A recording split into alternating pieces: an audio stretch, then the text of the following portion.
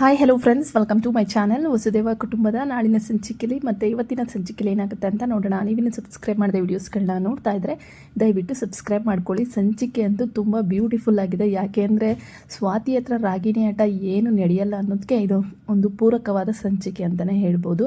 ಈ ಕಡೆ ನಮ್ಮ ರಾಗಿಣಿಗೆ ಗೀತಾ ಬಾಗ್ನ ಕೊಡೋಕ್ಕೆ ಬಂದರೆ ಇದರೆಲ್ಲ ಕೊಡೋ ಅವಶ್ಯಕತೆ ಇದೆಯಾ? ನಿಮ್ಮನೇಲಿ ಪಾಪ ಊಟಕ್ಕೆ ಗತಿ ಇರಲ್ಲ, ಇದೆಲ್ಲ ಯಾಕೆ ಕೊಡ್ತಾ ಇದ್ದೀರ ಅಂದಾಗ ರಾಗಿಣಿ, ಯಾಕೆ ನೀನೇನು ತೊಗೊಂಡ್ರೆ ಸೌದೋಗ್ಬಿಡ್ತೀಯಾ? ಇದು ಮುತ್ತೈದೆಗೆ ಅಂತ ಕೊಡ್ತಾ ಇರೋದು, ತೊಗೊಳಕ್ಕೆ ಇಷ್ಟ ಇಲ್ವಾ ಅಂತೇಳ್ಬಿಟ್ಟು ವಂಶಿ ಹೇಳ್ತಾರೆ.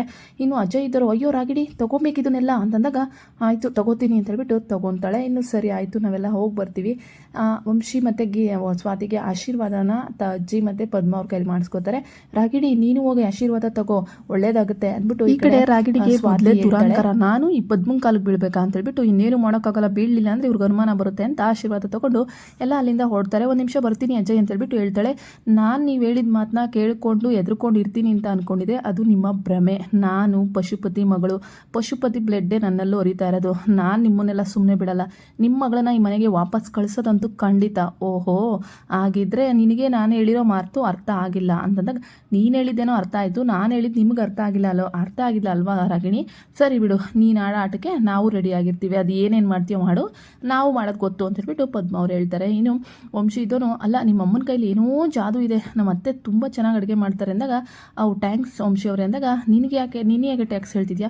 ನಾನು ನಮ್ಮ ಅತ್ತೆನೇ ಹೊಗಳಿದ್ದು ಅಂದಾಗ, ನೀವು ನಮ್ಮ ಅತ್ತೆನೇ ಹೋಗಿದ್ರು, ಅವ್ರ ಅಮ್ಮ ಆಗಿದ್ರು ನನಗೆ ಮುಂಚೆ. ಅವತ್ತು ಅಷ್ಟೇ ನೀವು ನಮ್ಮ ಕಡೆ ನಮ್ಮ ಜೊತೆಗೆ ನಿಂತ್ಕೊಂಡು ಮಾತಾಡಿದ್ರ, ನಮ್ಮ ಫ್ಯಾಮಿಲಿಗೆ ಒಂದು ಬೆನ್ನೆಲುಬಾಗಿ ನಿಂತರ, ತುಂಬ ಖುಷಿ ಆಯಿತು, ಟ್ಯಾಂಕ್ಸ್ ವಂಶಿ ಅವರೇ ಅಂತೇಳ್ಬಿಟ್ಟು ಹೇಳ್ತಾರೆ.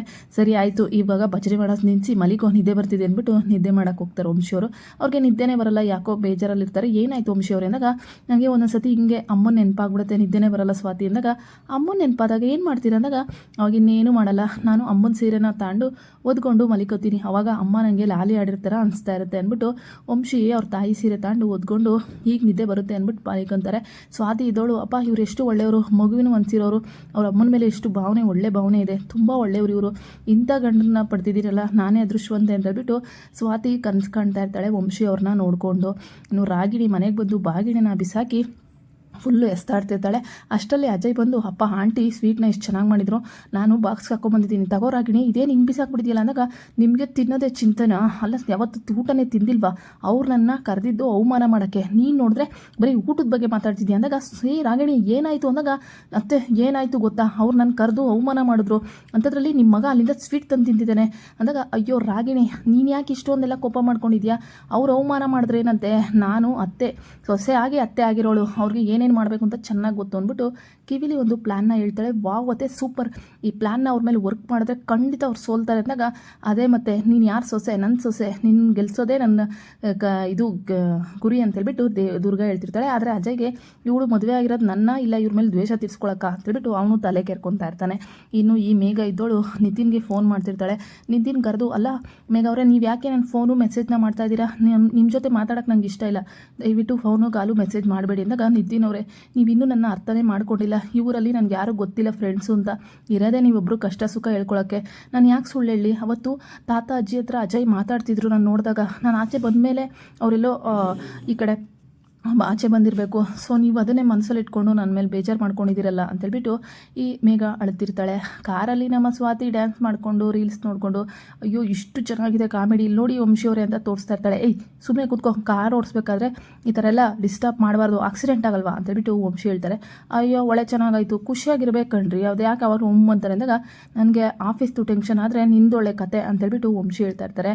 ಸೊ ಈ ಕಡೆ ನಿತಿನ್ ಸರಿ ಆಯಿತು ಅಳ್ಬೇಡಿ, ನೀವು ಇನ್ಮೇಲೆ ತಪ್ಪು ಮಾಡಿಲ್ಲ ಆಯಿತಾ, ನಾನೆಲ್ಲ ಓವರಾಗಿ ಆಡೋದೇನೋ ಅಂದಾಗ, ಸರಿ ನೀವು ನನ್ನ ಕ್ಷಮಿಸಿದಿರಲ್ವಾ ಅಂತೇಳ್ಬಿಟ್ಟು ಮೇಘ ಅವಳನ್ನ ಹಗ್ ಮಾಡ್ಕೋತಾಳೆ.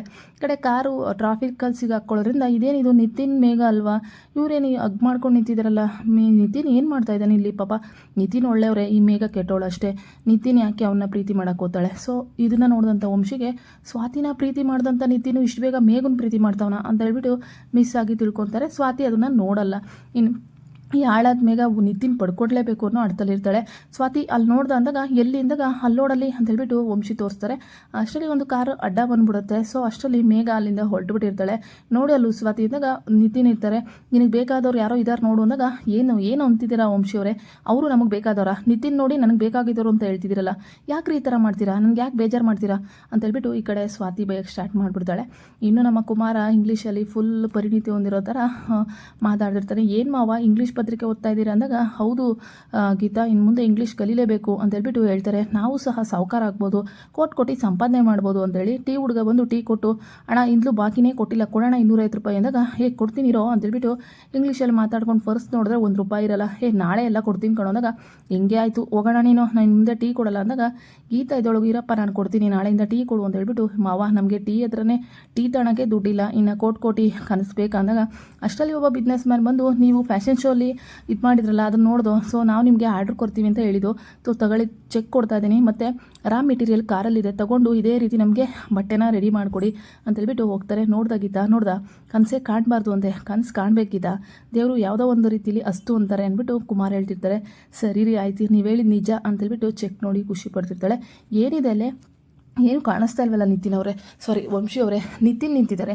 ನಿತಿನ್ನ ನೀವು ನಮ್ಮವರು ಅಂತ ಹೇಳಿದ್ದ ಅಲ್ಲ, ನಿಮ್ಮ ಮನಸ್ಸಲ್ಲಿ ಅದೇ ತುಂಬ್ಕೊಂಬಿಟ್ಟಿದ್ಯಾ, ನಿತಿನ್ನ ನನ್ನ ಮರೆತು ಯಾವುದೋ ಕಾಲ ಆಗಿದೆ, ನೀವು ಯಾಕೆ ನನ್ನ ನಿತಿನ್ ತೋರಿಸಿ ನಮ್ಮವರು ನಿಮಗೆ ಸಂಬಂಧಪಟ್ಟವರು ಅಂತ ಹೇಳ್ತಾ ಇದ್ದೀರಾ, ನಿಮ್ಮ ಬುದ್ಧಿನ ನೀವು ಬಿಡೋದೇ ಇಲ್ಲ ನೋಡಿ ಅಂತೇಳ್ಬಿಟ್ಟು ಸ್ವಾತಿ ಬೇಜಾರು ಮಾಡ್ಕೊಂಬಿಡ್ತಾಳೆ. ವಂಶಿ ಮೇಲೆ ರೇಗಾಡ್ತಿರ್ತಾಳೆ. ನಿತಿನ್ನು ಪಾಪ ಅಷ್ಟು ಒಳ್ಳೆತನ ಇರೋ ನಿತಿನ್ಗೆ ಈ ಮೇಘ ಅವಳು ಪಡ್ಕೊಳ್ಳೋಕ್ಕೆ ಏನೇನೋ ಸುಳ್ಳು ಕತೆಗಳನ್ನ ಕಟ್ತಿರ್ತಾಳೆ. ಈಗ ವಂಶಿ ತಲೆಯಲ್ಲಿ ಹುಳ, ಯಾಕೆ ಅಂದರೆ ನಮ್ಮ ಸ್ವಾತಿನ ಲವ್ ಮಾಡ್ತಿದ್ದಂಥ ನಿತಿನ್ನು ಸಡನ್ನಾಗಿ ಹೆಂಗೆ ಮೇಘನ್ನ ಲವ್ ಮಾಡೋಕ್ಕಾಗತ್ತೆ ಅಂತ, ಸ್ವಾತಿ ನಿನಗೇನೋ ಹೇಳ್ಬೇಕು ನಾನು ಅಂದಾಗ, ನೀವೇನು ನನಗೆ ಹೇಳ್ಬೇಡಿ ಅಂದಾಗ, ಅದು ಹಂಗಲ್ಲ ಮೇಘ ಅಂತ ಹೇಳೋಕೋದಾಗ, ಯಾವ ಮೇನೂ ಇಲ್ಲ ಮ್ಯಾಕೇನೂ ಇಲ್ಲ, ಸುಮ್ಮನೆ ಇದ್ಬಿಡಿ, ನನ್ನ ರೇಗಿಸ್ಬೇಡಿ, ಇವತ್ತು ಮನೆಯವ್ರಿಗೆ ಅಡುಗೆ ಮಾಡಾಕಬೇಕು ರುಚಿಯಾಗಿ ಅಂದ್ಬಿಟ್ಟು, ತಾತ ಅಜ್ಜಿ ಇವತ್ತು ಅಡುಗೆ ಮಾಡ್ತೀನಿ, ಏನು ಅಡುಗೆ ಮಾಡಲಿ ನೀವೇ ಹೇಳಿ ಅಂತೇಳ್ಬಿಟ್ಟು ಈ ಕಡೆ ಸ್ವಾತಿ ಕೇಳ್ತಾ ಇರ್ತಾಳೆ. ಏನು ಅಡುಗೆ ಮಾಡ್ತೀಯಮ್ಮ, ನೆನ್ನೆ ಎಲ್ಲ ನಿಮ್ಮಮ್ಮ ಮಾಡಿ ಹಾಕಿ ಸಾಕಾಯಿತು, ಇವತ್ತು ನೀನು ಮಾಡ್ತೀಯಾ, ಇನ್ನು ಆ ಊಟ ತಿನ್ಬೇಕಾ ನಾವು ಅಂತೇಳ್ಬಿಟ್ಟು ಅದೇ ಹಾಸ್ಪಿಟ್ಲಿಗೆ ಸೇರ್ಕೋಬೇಕಾಗುತ್ತೆ ಅಂತ ರಾಗಿಣಿ ಹೇಳ್ತಾಳೆ. ಅಯ್ಯೋ ರಾಗಿಣಿ ಅದೇ ಯಾಕೆ ಹಂಗಂತೀಯ, ನಮ್ಮಮ್ಮ ಚೆನ್ನಾಗಿ ಅಡುಗೆ ಮಾಡಿದರು, ಈಗೇನು ನಾನು ಮಾಡೋದು ನಿಂಗೆ ಇಷ್ಟ ಅಲ್ವಾ, ನೀನು ಹೋಗ್ದಾಗ ನೀನೇ ಮಾಡು ಅಂತ ಹೇಳ್ಬಿಟ್ಟು ಈ ಕಡೆ ಸ್ವಾತಿ ಹೇಳ್ತಾಳೆ. ಏನಮ್ಮ ನನ್ನ ಸೊಸೆ ಬಂದಿದ್ದ ತಕ್ಷಣವೇ ಅಲ್ಲೇ ಜಗಳ ತೆಗೆದ್ಬಿಟ್ಟು ದೊಡ್ಡ ಸೊಸೆ ಆಗಿ, ನಮ್ಮ ರಾಗಿಣಿ ಏನು ಹಂಗೆ ಅಲ್ಲ, ಅವಳಿಗೂ ಅಡುಗೆ ಮಾಡೋಕ್ಕೆಲ್ಲ ಬರುತ್ತೆ ಅಂದ್ಬಿಟ್ಟು ಈ ದುರ್ಗ ಹೇಳ್ತಿರ್ತಾಳೆ. ಅಯ್ಯೋ ಅಡುಗೆ ತಾನೇ, ಅಯ್ಯೋ ಅತ್ತೆ ನೀವು ಯಾಕೆ ಹಿಂಗೆ ಹೇಳ್ಬಿಟ್ರ, ನನಗೆ ಅಡುಗೆ ಬರಲ್ಲ ಅಂತೇಳ್ಬಿಟ್ಟು ಒದ್ದಾಡ್ತಿರ್ತಾಳೆ. ಅಯ್ಯೋ ಯಾಕೆ ಯೋಚನೆ ಮಾಡ್ತೀಯ ಸುಮ್ಮನಿರು ಅಂದಾಗ, ಹೌದು ನನಗೆ ಇಂಡಿಯನ್ನು ಇಟಾಲಿಯನ್ನು ಎಲ್ಲನೂ ಸಹ ಅಡುಗೆ ಬರುತ್ತೆ, ನಾನು ಅದನ್ನು ಚಿಟಿಕೆ ಹೊಡೆಯೋಷ್ಟರಲ್ಲಿ ಮಾಡಿಬಿಡ್ತೀನಿ ಅಂತೇಳ್ಬಿಟ್ಟು ಈ ರಾಗಿಣಿ ಬಿಲ್ಡಪ್ನ ಕೊಡ್ತಾಳೆ. ಹೌದಾ, ಹಾಗಿದ್ರೆ ಇವತ್ತು ನೀನೇ ಅಡುಗೆ ಮಾಡು ನೋಡ್ತೀನಿ ಅದೇನೇನು ದಬ್ಬಾಗ್ತೀಯೋ ಅಂದ್ಬಿಟ್ಟು ನಮ್ಮ ಸ್ವಾತಿ ಹೇಳ್ತಾಳೆ. ಅಡುಗೆ ಮನೆಗೆ ಹೋಗಿ ಅವಳಿಗೆ ಒಂದು ತರಕಾರಿನೂ ಕಟ್ ಮಾಡೋಕ್ಕೆ ಬರಲ್ಲ. ದುರ್ಗಾ ನೋಡಿ, ಅಯ್ಯೋ ದೇವರೇ ತಾಯಿ ಕೈ ಕಟ್ ಮಾಡ್ಕೊಂಬಿಟ್ಟಿಯಾ, ನಮಸ್ಕಾರ, ನಿನಗೆ ಅಡುಗೆ ಮಾಡೋಕ್ಕೆ ಬರಲ್ಲ ಅಂತ ಗೊತ್ತಾಗ್ತಾ ಇದೆ, ಬಿಟ್ಬಿಡು ಅಂತೇಳ್ಬಿಟ್ಟು ಕೈ ಮುಗಿತಾಳೆ ದುರ್ಗಾ. ಮತ್ತು ಅಲ್ಲಿ ಫೋರ್ಸ್ ಕೂಡ ಕೇಳ್ದೆ ಅಂದಾಗ, ಅತ್ತೆ ಸ್ವಾತಿ ಮುಂದೆ ನಾನು ಸೋಲ್ಬಾರ್ದು, ಅದಕ್ಕೋಸ್ಕರ ಹೇಳಿದೆ ಏನು ಐಡಿಯಾ ಮಾಡೋದತ್ತೆ ಅಂದಾಗ, ಅತ್ತೆ ಐಡಿಯಾ ಹೊಡಿತು ಏನು ಅಂದಾಗ, ಹೋಟ್ಲಿಂದ ತರಿಸ್ಬಿಟ್ರೆ ಹೇಗಿರುತ್ತೆ ಅಂದಾಗ, ಸೂಪರ್ ಐಡಿಯಾ, ಆದರೆ ಯಾರಿಗೂ ಗೊತ್ತಾಗಬಾರ್ದಲ್ಲ, ಅಯ್ಯೋ ಯಾರಿಗೂ ಗೊತ್ತಾಗ್ದಂಗೆ ತರ್ಸೋಣ ಬಿಡಿಯತ್ತೆ ಅಂದ್ಬಿಟ್ಟು ಹೋಟ್ಲಿಂದ ತರಿಸು ಮನೆಯವ್ರಿಗೆಲ್ಲ ಸರ್ವ್ ಮಾಡ್ತಿರ್ತಾಳೆ. ಸ್ವಾತಿ ಬಂದು ಅಡುಗೆ ಮನೆ ನೋಡಿದಾಗ, ಏನಿದು ಹಸಿ ಕಟ್ ಮಾಡ್ದಂಗೆ ಕಟ್ ಮಾಡ್ತಾವಳಲ್ಲ ತರಕಾರಿನ, ನಿಜವಾಗ್ಲೂ ಇವಳು ಮನುಷ್ಯರಿಗೆ ಅಡುಗೆ ಮಾಡ್ತಾವಳ ಅಂದ್ಬಿಟ್ಟು ಡೌಟ್ ಬರುತ್ತೆ.